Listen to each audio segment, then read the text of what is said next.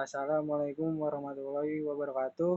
Kami dari kelompok 2 ingin mempresentasikan tugas proses manufaktur dengan tema proses pengecoran yang terdiri dari kelompok 2 yaitu saya Juya, Zulfikri Abdurrahman Hasim, dan Muhammad Adam.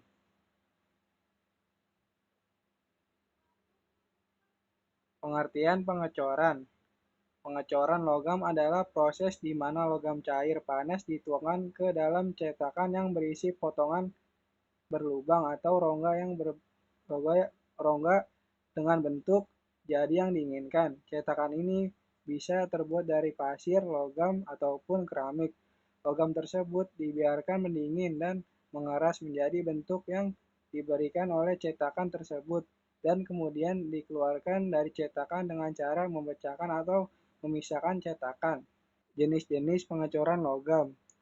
Pertama, teknik cetakan sekali pakai. Pengecoran cetakan sekali pakai adalah klasifikasi umum yang mencakup cetakan pasir, plastik, dan cangkang.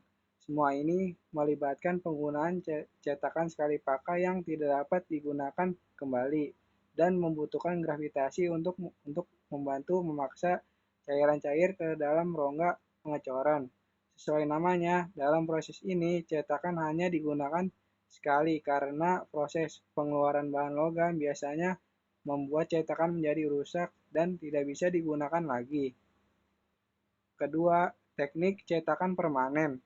Pengecoran cetakan permanen berbeda dari cetakan sekali pakai, di mana cetakan tidak perlu diperbarui setelah setiap siklus produksi. Cetakan permanen biasanya terbuat dari logam cetakan yang memiliki titik lelet lebih tinggi daripada logam tempat cetakannya. Teknik ini mencakup setidaknya empat metode berbeda pengecoran permanen di casting, sentrifugal, dan kontinu.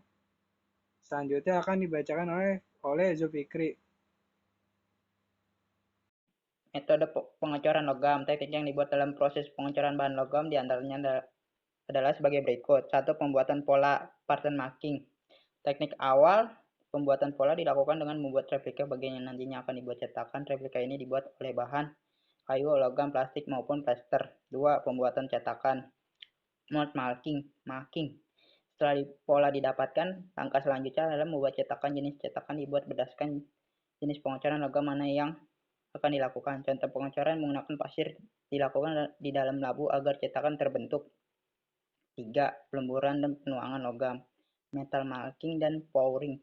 Bahan baku akan dilebur dalam suhu tertentu hingga menjadi bentuk cair. Setelah itu cairan tersebut akan dituangkan dalam cetakan dalam gravitasi maupun tekanan yang tinggi.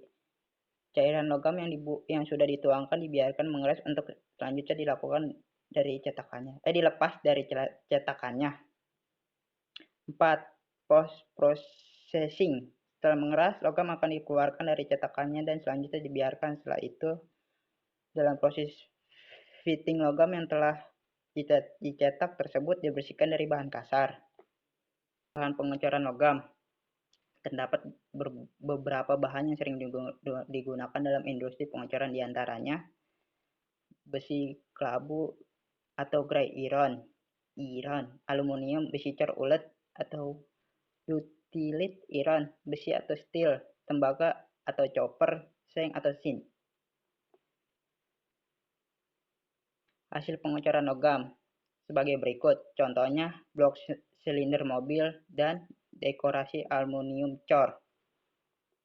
Kekurangan, namun teknik casting juga memiliki kekurangan, yakni proses tergolong rumit, memerlukan instruktur yang besar, butuh investasi tinggi, tidak ekonomis untuk operasi berskala kecil, membutuhkan banyak tenaga, diperlukan fokus yang tinggi, butuh perawatan khusus untuk mengontrol laju pendinginan, dan sulit dalam melakukan penipisan.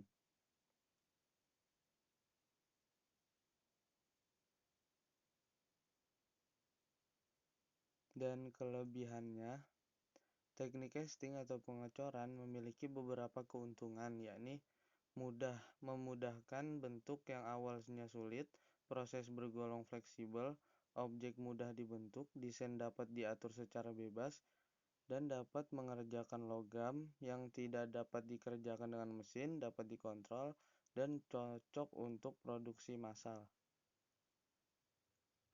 Ya, sekian dari kelompok kami. Terima kasih. Assalamualaikum warahmatullahi wabarakatuh.